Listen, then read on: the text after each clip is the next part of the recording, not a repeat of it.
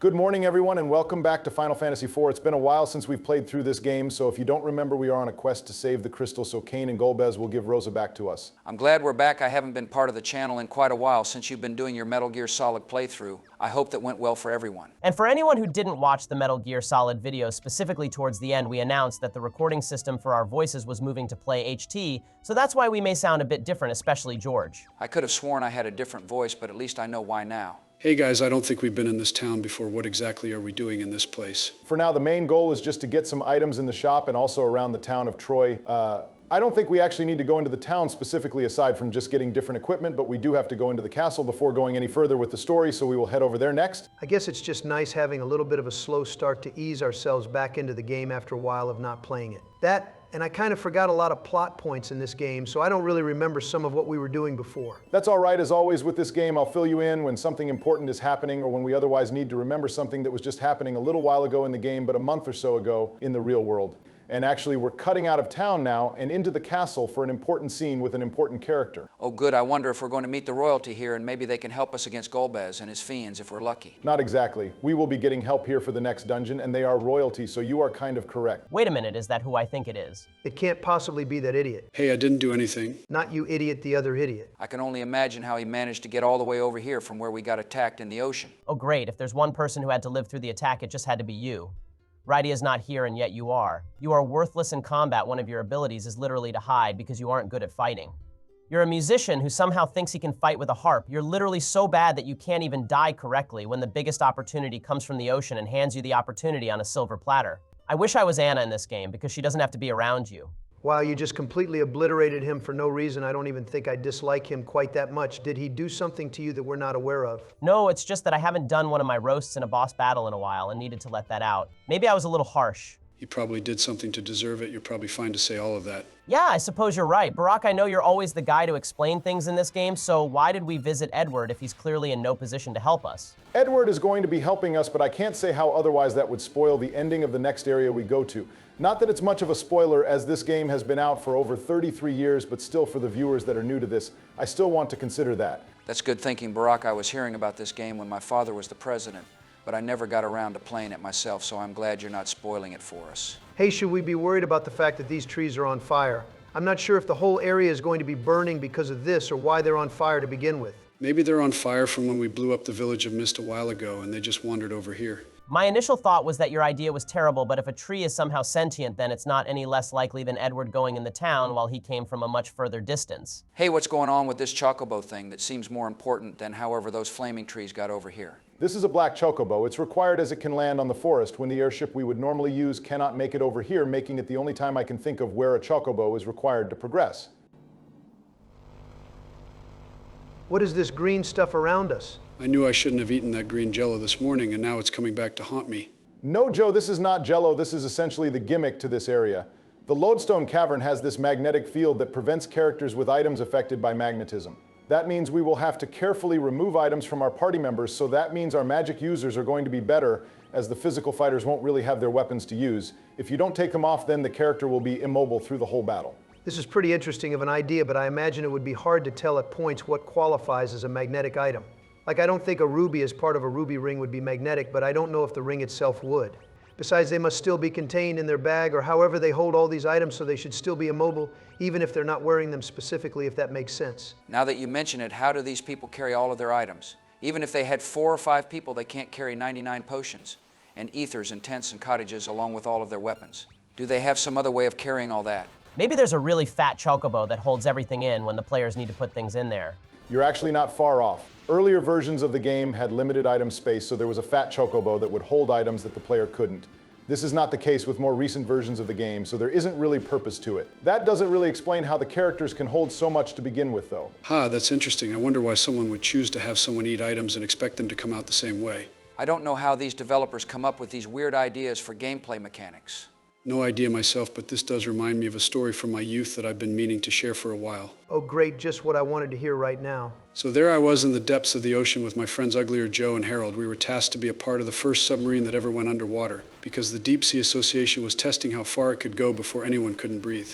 It was a great time until we got to the point where we couldn't breathe due to the lack of oxygen so deep below the surface of the water. What made it worse was all the water coming in, which we were told was a bad thing. I had the idea of putting Harold's mouth up to the part where water was coming in. You might think that's a terrible idea, but I remember hearing there's oxygen in water, so it was probably the best idea in the situation. That, and I had basically no oxygen, so my brain wasn't working at full capacity. Uglier Joe and I forced Harold's mouth to the part of the submarine, and he was getting really full of water, but the submarine itself wasn't. I kind of felt bad, as Harold was probably motioning us to stop, but I wasn't paying attention. Once Uglier Joe and I could maintain our thoughts, we managed to get the submarine back up to the surface. We were congratulated on the mission, as the submarine went an entire 10 feet underwater before everything bad happened. The end. Wow, Joe, that was a pretty bad story, and I didn't enjoy any part of it. In fact, I feel much worse than I did before. What even happened to your friend Harold? There was no resolution on him. Actually, I don't really know what happened to him. We had a lot of adventures after that, so I'm sure he's still around, but him and I haven't kept touch recently. Yet another Joe story that has no coherency or any real value. It's just a typical day here. Hey Barack, did anything valuable happen in the game while Joe was rambling about nonsense? No, basically it was just more fighting the same enemies that have been coming up for a while, so nothing that I feel the need to go over at all. Oh, good, a save point. Now our characters can heal up for what's without a doubt going to be a difficult fight for the crystal. Or at least I think there's going to be a fight. There usually has been some sort of major encounter each time we're near a crystal so far. That's a pretty good bet, George, but I can only imagine what it's going to be. Perhaps it will have something to do with the magnetic properties of the cave itself, or maybe it's going to somehow use the crystal in the fight as a power source. I wonder if they can be used for that purpose or not. I'm not really sure about that, actually. Now that I think about it, I wonder what the crystals seem to actually do. I know they're important for some reason and are supposed to be kept at the kingdoms around this world, but are they supposed to stabilize the elements like they did in the first game, or something else entirely? I hadn't really thought that very much myself, but I don't think the game is going to explain exactly what they do, but I'll leave it up to everyone to guess just in case they do reveal it later, as I can't think of a specific reason off the top of my head. That's fine, as long as we know they're important and the bad guys shouldn't have them then. That's what really matters. Then again, we're going here to exchange the crystal for Rosa, so maybe that wasn't the best example of keeping it away from them now that I think about it. Hey, this must be the guy guarding the crystal, so now is the time where we have to focus up and beat him. All right, Barack, you've probably got this. So the thing we're fighting is a dark elf who is actually based on the appearance of Astos from the original Final Fantasy game. George, since you weren't there for that, he was basically another elf that was guarding an item in an empty place just like this one. This battle is like many in that it's actually unwinnable to start off, so if you decide to play this, just don't worry about this beginning section. Oh, okay, I was about to say you're getting absolutely destroyed in this, but if it's intentional, then I guess that's all right then. Yeah, he's pretty strong. I wonder how you're going to fight him if he can just knock everyone down in a couple attacks. I wonder what he does all day when he's not fighting someone for the crystal. It has to be pretty boring here with nothing to do. Honestly, I have no idea why he's here, but in just a moment we're about to find out his weakness and take the crystal from him. I'm trusting you know what to do, as I can't think of any ideas on my own here. Oh, great, it's Edward, just the guy we needed to see now. I have no clue what he's supposed to do from in the castle, but that bed does look nice, and it reminds me I have to do my 10 a.m. sleeping session pretty soon. Classic Joe to be thinking about sleeping yet again, but that's nothing new at this point. Why would he be going to his harp? And how does he know Cecil is in danger when there's no way of him communicating with anybody there? Some of that will be revealed in just a moment, so be sure to pay attention. Okay, fine, we'll watch him.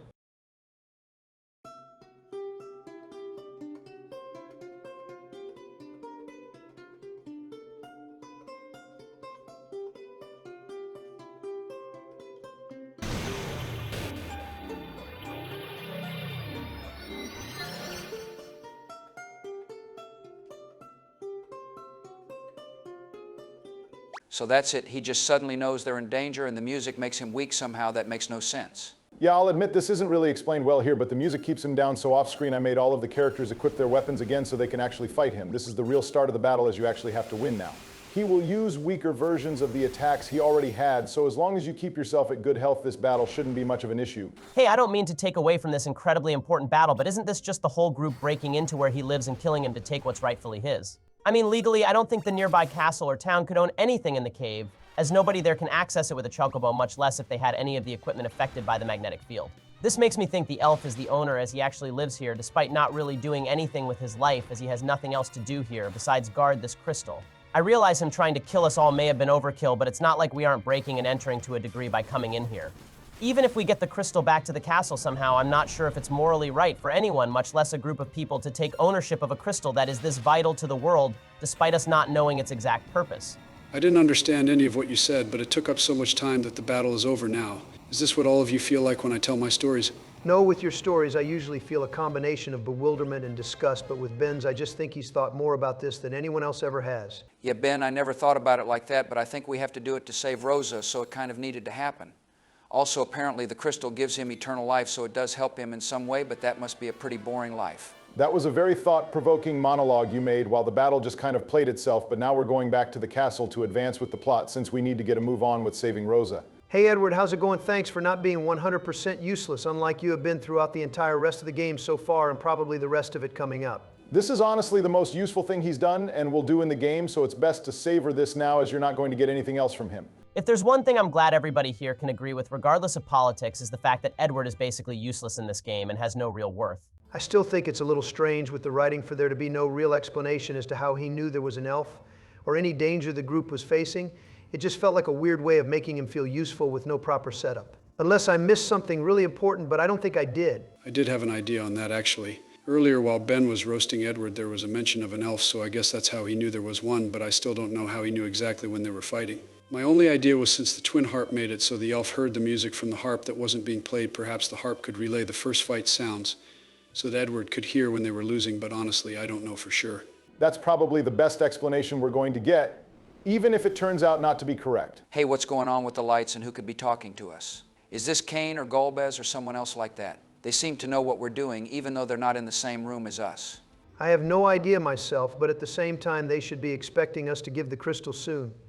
I wonder why they didn't just take the crystal themselves. Maybe Golbez was so heavy that he couldn't get on the black chocobo or something like that. Honestly, I have no idea myself, but I don't think that's too important at the moment. Before actually leaving this place, we're going to get a few items down below the castle that will probably just be collecting dust in the inventory space, though if anyone watching this has any use, then just follow along. I kind of wonder if people are actually using this as a guide to play the game itself. I was under the impression that people just wanted to see political figures play video games together and see how they play off the footage that we're recording. I'm sure a lot of people are getting enjoyment out of us open the treasure here 20 times. Actually, there's only 18 here, but okay. Yeah, 1820, same idea. It's just a figure of speech, Ben. You don't have to be so literal. 1820, that was pretty close to the year I was born. I'm pretty sure I might be a century off or two. Oh wow, George gets one voice change from Play HT and all of a sudden he's sounding a lot more confident. How about you and I go on 11 labs where you're quiet and just be confused for the whole game again? Now we'll do this right now, short stack. I'll show you why you don't mess with Texas. Guys, calm down. We're supposed to be playing the video game here, not fighting each other. Oh, great Yemen leveler is here trying to up right mediate now. again. Nobody saw that one coming a mile away. Yeah, this is between us right now. Barack, you stay out of it, and George, perhaps if you weren't so incorrect on simple numbers, I wouldn't need to correct you, so step up your counting game if you can. If this turns into a fight, I'm betting on Ben as the winner. Who can I be like that lady that goes into the ring and shows when each round starts I have a whole outfit ready to go? No, Joe, you cannot, and I'll explain the game again when you two get done arguing. Good call, Barack, but Ben, you better believe I have a bone to pick with you. You're right ever since my voice changed due to the recording software being different, but I've always wanted to tell you this. I signed up to be on Daily Wire back when it first started, and you rejected the application by throwing it into a fire, laughing, but I never forgot. This is the perfect time to mention this and show you why I'm ready to fight for your place on the website. George, you imbecile, that was not what happened. I was throwing away the first draft of my expertly written books. Not because there was anything wrong with it, but because I needed to keep myself warm while I was writing it. I was laughing because of a joke that I heard earlier in the day. I fail to see why this is the perfect time to mention this issue you suddenly have with me, but how would you have even known what I was doing then? Oh, it looks like this was all a big misunderstanding. I can explain me knowing about what you were doing, though. I secretly put some cameras near the workspaces of people I thought would be political enemies back when my presidency started to get lower approval ratings, and then I just started recording others just for fun. Yours was one of those I was doing for fun. That is very weird, and I will be blacklisting you from ever being involved in Daily Wire, but good to know you're not so ready to fight me anymore. If it helps, I do apologize for being so stingy with number accuracy. That's all right, Ben, and I apologize for holding a grudge over a misunderstanding and also wanting to fight you. Okay, guys, can we actually talk about the game today if that's all right with everyone here? Yeah, go ahead. I think the tension is finally gone. Thank you very much. After we left the castle, Kane commanded us to come through the Tower of Zot, and we'll need to progress in order to make the exchange with Rosa and the crystal. This will have us encounter some new enemies, though the general method of fighting them won't make it too much difference aside from the fact that they are a bit more difficult than the regular enemies in the rest of the video so far. Wait a minute, how did we even get here? I certainly didn't see an entrance to this place on the map anywhere. And I also don't know why the exchange couldn't have happened on the ship earlier, since I can't think of a reason why we would have to make the entire journey if Golbez can just teleport to begin with. Hey, I didn't remember him teleporting earlier. When did that happen? Well, he can use his voice to talk with people telepathically like earlier in the castle, and he's able to make this tower appear out of nowhere, so I just assumed he could teleport. Even if he can't, that still doesn't explain why they can't just all meet up at the ships in the air to make it more convenient for everyone. Before I respond to that, I should mention that this puppeteer can infinitely spawn these puppets in case anyone needs to easily train a few levels, since he can't really attack himself, and as long as a strong character is ready to attack, then the puppet is no threat. You are correct in that meeting. Anywhere else besides this tower would have been much more convenient, admittedly.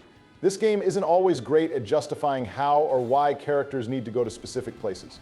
It's nice that even though this place has no business being here, it at least has a good way of making the characters stronger. If they really need it, as the Dark Elf certainly didn't give much of a challenge on his own. It also looks quite a bit different than all the caves and medieval-looking castles, so it's good to see something newer.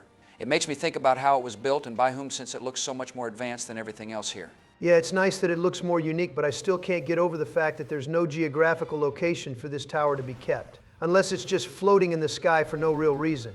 If it helps anything, I think we'll be out of this place by the next video, so you won't have to ponder it for long at all. Hey guys, this enemy reminds me of a time I was in a factory and accidentally invented gremlins, and some people made a movie off of it. Can I tell it now? No, Joe, you already told a story today, and besides, we're almost done for the day, so there's not really enough time. Oh, all right, I suppose the story takes about 2 hours to tell, and so maybe I'll tell it another time when we're not so close to the end of a video. Wow, a 2-hour Joe story. I think we just dodged a bullet with that one. Make sure to comment down below if you want to hear a 2-hour-long Joe story. It'll be fun for the whole family. Joe, I would rather lose the presidency than hear a 2-minute-long Joe story, much less a 2-hour story. I really hope our fan base doesn't want one, because that wouldn't be fun for anybody except you, and even then you would probably sleep talk through the whole thing and not enjoy it yourself. I don't want to listen to that, but more importantly, I have to go right about now since we're about done for the day. I look forward to continuing on with this adventure and hopefully doing another golf match soon. That will be good, George. I look forward to you coming back on and us finishing out this tower. Thank you to everyone watching. Make sure to like, comment, and subscribe. And peace out, people.